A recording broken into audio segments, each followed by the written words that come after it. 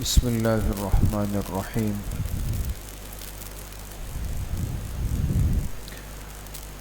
مسائل کی مجلس میں انشاءاللہ چونکہ ایام قربانی قریب ہے، قربانی کی نسبت سے انشاءاللہ کیے جائیں گے۔ اللہ پاک نے اس امت کے صاحب استطاعت لوگوں پر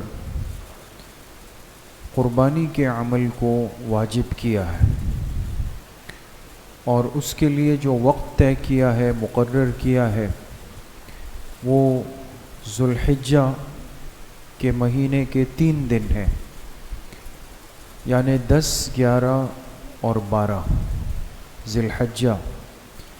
یہ عید الاضحیٰ کے 3 دن ایسے ہیں جس میں ہر مسلمان جو صاحب نصاب ہو، صاحب استطاعت ہو، وہ اللہ کے حضور سنت ابراہیمی کی تکمیل کرتا ہے اور جانور ذبح کرتا ہے۔ اور احادیث میں قربانی کے عمل کو ان دنوں کا سب سے افضل عمل فرمایا گیا کہ ان ایام میں اللہ پاک کو سب سے محبوب عمل وہ جانوروں کی قربانی ہے، اور اتنا محبوب ہے کہ فرمایا جانور کے گردن سے خون ٹپکتا ہے اور ابھی وہ زمین تک نہیں پہنچا ہوتا کہ اللہ پاک اس قربانی کرنے والے کی قربانی کو قبول فرما لیتے اور اس کے گناہوں کو اللہ پاک معاف فرما دیتے۔ تو بہت بڑا عمل ہے اور نیکی کا ایک بہت بڑا موقع ہے، سنت ابراہیمی کی تکمیل ہے۔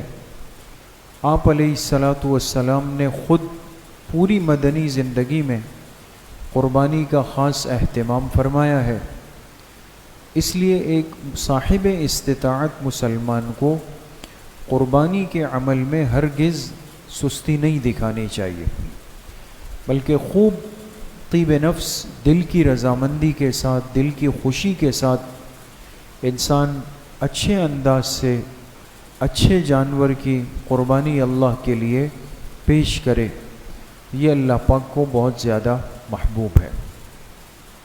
تو چونکہ ایام قربانی قریب ہے اور غالباً بمشکل 2 ہفتے اس عمل کے اندر باقی ہوں گے، تو انشاءاللہ آج کی مجلس اور آنے والی مجلس میں قربانی سے متعلق کچھ مسائل آپ کے سامنے ذکر ہوں گے۔ سب سے پہلی بات تو یہ ہے کہ قربانی کس مسلمان پر واجب ہے۔ اس بارے میں بھی غلطی ہو جاتی ہے۔ بہت سارے لوگ یہ سمجھتے ہیں کہ شاید جس پر زکوٰۃ ہے اس پر قربانی ہے، حالانکہ ایسا نہیں، فرق ہے۔ قربانی ہر اس مسلمان پر ہے جس پر صدقہ فطر ہے، اور صدقہ فطر کس مسلمان پر ہے؟ ہر ایسا مسلمان جس کی ملکیت میں 52.5 تولہ چاندی 52.5 تولہ چاندی ہو، یا 52.5 تولہ چاندی کی مالیت کے برابر نقد رقم ہو، یا 52.5 تولہ چاندی کے برابر سامان تجارت ہو، یا 52.5 تولہ چاندی کی مالیت کے برابر ضرورت سے زائد سامان ہو۔ یہ سمجھنا چاہیے، اگر کسی مسلمان کی ملکیت میں 52.5 تولہ چاندی کی ملکیت کے برابر ضرورت سے زائد سامان ہے، اس پر بھی قربانی واجب ہے۔ اس لیے بہت سارے لوگ ایسے ہوتے ہیں کہ جن کے پاس سونا نہیں ہوتا، کوئی خاص نقد رقم نہیں ہوتی، لیکن انہوں نے 2 سال پہلے، 5 سال پہلے کئی پلاٹ لے کر رکھا ہوا ہوتا ہے، گاؤں میں کوئی زمین لے کر رکھی ہوئی ہوتی ہے، یا اضافی موٹر سائیکل ہے، اضافی گاڑی ہے، یہ ساری چیزیں ہیں جو ضرورت سے زائد ہے۔ اگر یہ ضرورت سے زائد چیز 52.5 تولہ چاندی، اس کی ملکیت انسان معلوم کر لے کہ وہ کتنے مالیت بنتی ہے.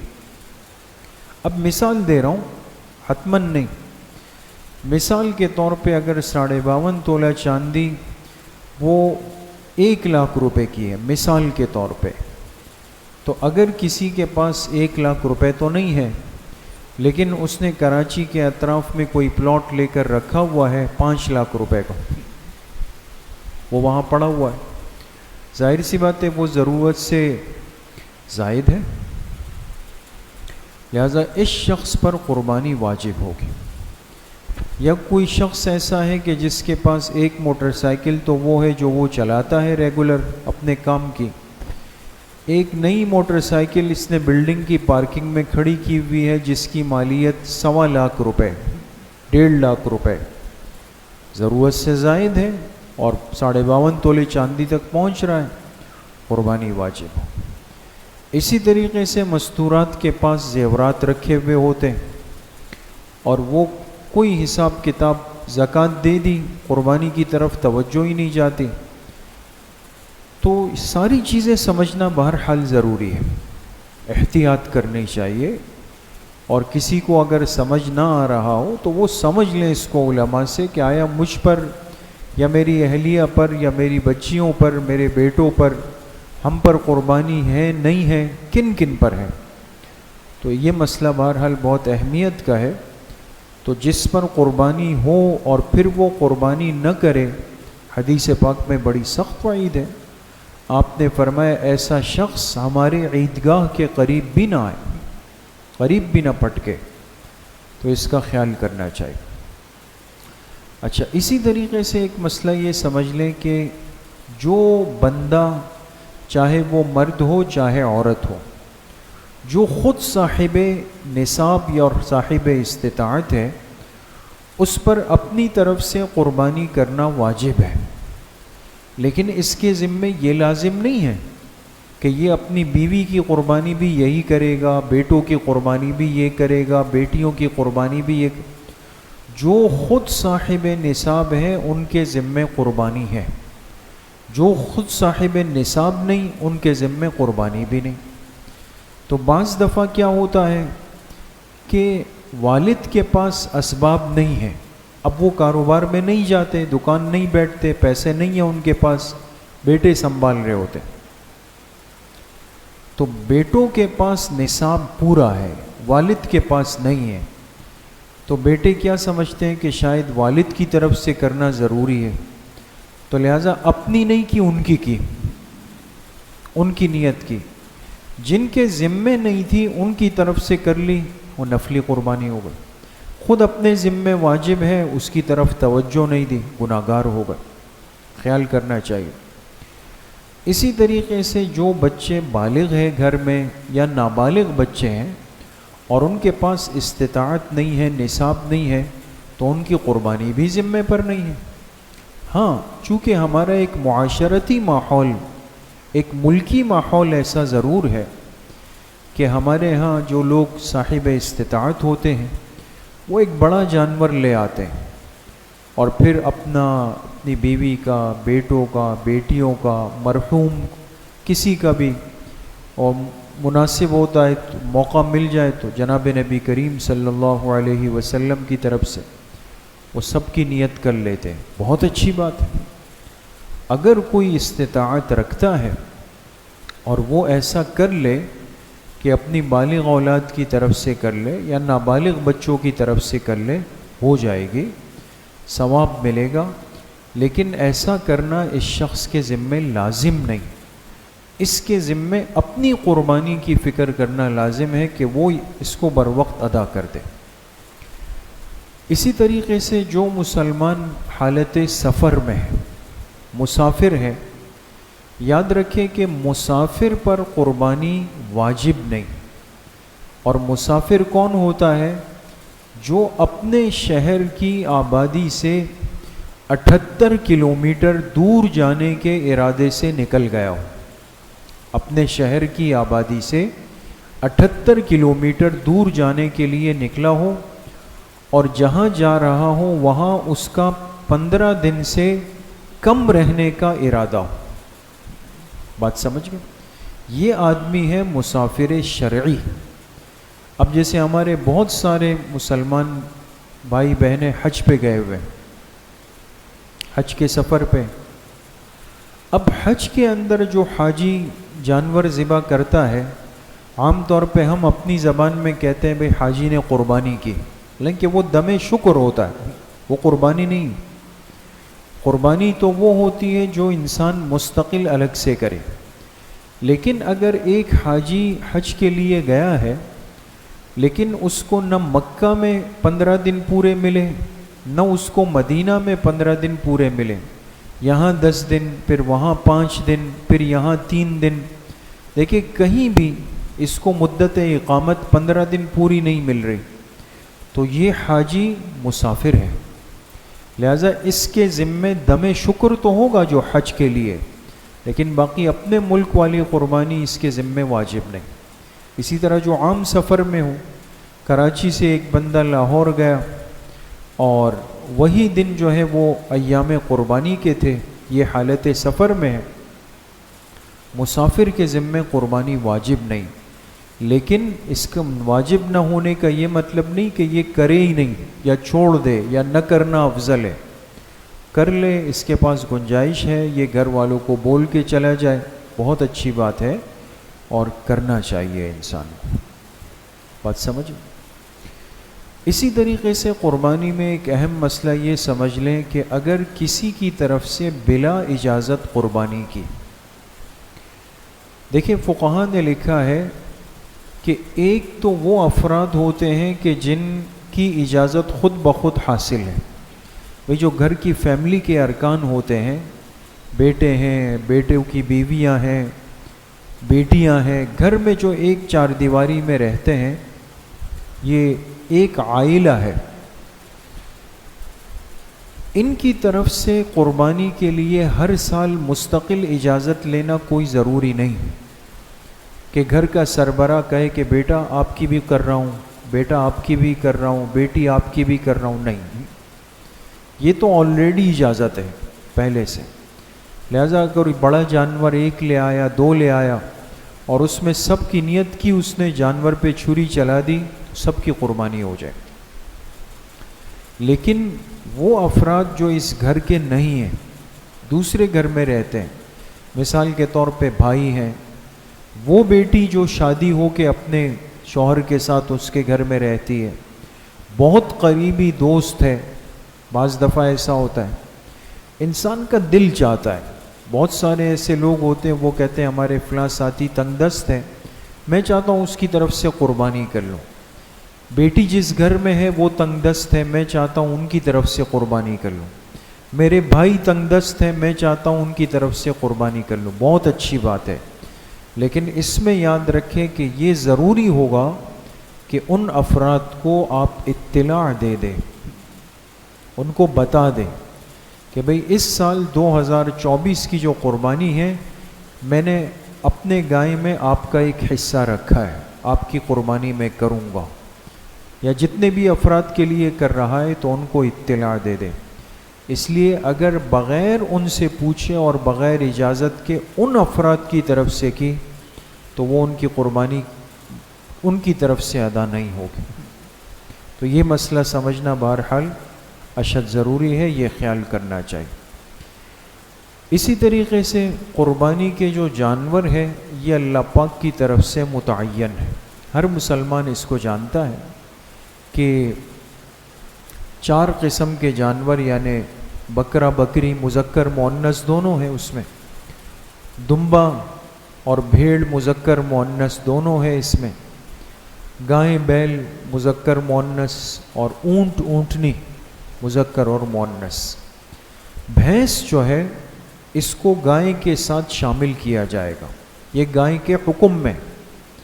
भैंस की क़ुरबानी तो कर सकते हैं ना, या नहीं कर सकते दोस्तों? कर सकते हैं ना। भैंस की क़ुरबानी भी हो सकती है और होती है। भैंस ये गाय के हुक्म में है, या भैंस का जो नर हो, भैंसा है, वो बैल के हुक्म में है, उसकी क़ुरबानी भी हो सकती है। تو یہ وہ ذبیحہ ہے جس کو قربانی کے لیے شریعت نے متعین کر دیا. اس کے علاوہ جو جانور ہے چاہے وہ حلال ہو، جیسے کوئی کہے جی میں ہرن کی قربانی کر رہا ہوں، ہرن کی قربانی نہیں ہو سکتی. ہاں ہرن ذبح کر کے کھا سکتے، شتر مرغ ہے اس کو ذبح کر کے کھا سکتے ہیں، قربانی نہیں ہو سکتی اس کی. بات سمجھ گئے؟ یا مرغی ہے، مرغا ہے، تو اس کو ذبح کر سکتے ہیں، کھا سکتے ہیں، اس کی قربانی نہیں ہو سکتی. تو وہ جانور جو شریعت نے متعین کر دیے ہیں صرف انہی کی ہی قربانی کرنا جائز ہے. اور پھر ان جانوروں میں ضروری ہے کہ جو شریعت نے ان کی عمر طے کر دی، اس عمر کے جانور کی قربانی کرنا ضروری ہے. یہ نہیں کہ جا کے جو جانور ہاتھ آیا اس کو لے آئے. لہٰذا بکرا، بکری، دمبا، بھیڑ، اس میں کم از کم عمر کی حد کیا ہے جی؟ 1 سال. بکرا ہو، بکری ہو، دمبا ہو، بھیڑ ہو، چاہے مذکر ہو چاہے مؤنث ہو، اس کی کم از کم عمر کی حد کیا ہے؟ 1 سال. البتہ صرف دمبے میں یہ مسئلہ لکھا ہے کہ اگر دمبا اتنا موٹا تازہ فربا ہو کہ جس کی عمر ابھی 1 سال پوری نہیں ہوئی، 6 مہینے ہو چکے ہیں، 1 سال نہیں ہوئی، لیکن اتنا موٹا ہے کہ اس کو 1 سال کے دمبوں میں چھوڑ دیا جائے یہ ان کے برابر لگے، تو صرف اس دمبے کی قربانی جائز ہوگی. باقی یہ مسئلہ بکرے بکری میں نہیں ہے، چاہے وہ کتنے قداور ہو جائیں، کتنے بھی بڑے ہو جائیں، اس میں 1 سال کی شرط ہے. اسی طریقے سے گائیں، بیل، بھینس، اس میں عمر کی کتنی شرط ہے؟ 2 سال. اونٹ کے اندر عمر کی شرط کیا ہے؟ 5 سال. یہ عمر ہے. تو شریعت عمر کا تقاضا کرتی ہے، یاد رکھیں، اور ہم اس کے لیے بطور علامت اس کے دانت چیک کرتے ہیں.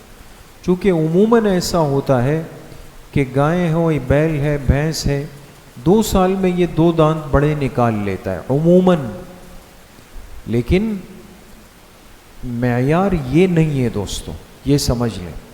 لہٰذا اگر کسی نے گھر میں جانور پالا، اب اپنے گھر کے پلے ہوئے جانور کا تو پتہ ہے نا کہ یہ کب پیدا ہوا، اور ابھی اس کے 2 سال پورے نہیں ہوئے تھے کہ اس نے 2 دانت نکال دیے، قربانی ہو سکتی ہے دوست؟ نہیں ہو سکتی. عمر بنیاد ہے. اور اگر ایک جانور پالا یا آپ کے سامنے کا جانور ہے، وہ 2 سال سے اوپر ہو گیا لیکن 2 دانت نہیں نکالے، تو اس کی قربانی ہو سکتی. تو اس میں معیار اور دار و مدار جانور کی عمر ہے، دانت اس کی ایک علامت اور نشانی کہلاتی ہے. تو بہرحال اس کو بھی انسان دیکھ کر جانور کے عمر کو اور پھر قربانی کے جانور خریدے جائیں. آج کل اس میں بھی ذرا گڑبڑ ہو جاتی ہے، بعض جعلی دانت لگا لیتے ہیں جانوروں کے، یا ایسے دانت ہوتے ہیں کہ جو نکلے نہیں ہیں، آپ کو کہیں گے کہ جی یہ پکا کھیرا ہے. یہ یاد رکھیں، کھیرا جانور وہ کہلاتا ہے جس کی عمر پوری نہیں ہے. اب اس کو کچا کھیرا کہے یا پکا کھیرا کہے، اس میں کوئی فرق نہیں ہے دوستو، اس کی قربانی جائز نہیں جب تک اس کی عمر پوری نہ ہو جائے. تو جانور خریدتے ہوئے انسان تسلی کرے، اندھیرے میں جانور نہ لیں. بعض دفعہ وہ معذور آ جاتا ہے، دم کٹی ہوئی ہے، کان کٹا ہوا ہے، دانت ٹوٹے ہوئے ہوتے ہیں. کوشش یہ کرے کہ دن کی روشنی میں لیں. رات کو لیں تو پوری روشنی کا انتظام کر کے جائیں، اس کو چلائیں، آگے پیچھے کریں اس کو. اور اسی طریقے سے آج کل جانوروں میں جلدی بیماری ہوتی ہے، اس کا کوئی نام بھی ہے، جانوروں کے جلد میں ایک بیماری پیدا ہو جاتی ہے سکن میں. تو یہ ساری چیزوں کو انسان پیش نظر رکھے، اس لیے کہ شریعت جو عمل کہتی ہے بے عیب جانور، قیمتی جانور، اس کو اللہ کے راستے میں قربان کرنا ہے. باقی مسائل انشاءاللہ آئندہ مجلس میں اللہ پاک صحیح عمل کی توفیق نصیب فرمائے. الحمدللہ رب العالمین، والصلاة والسلام علی سیدنا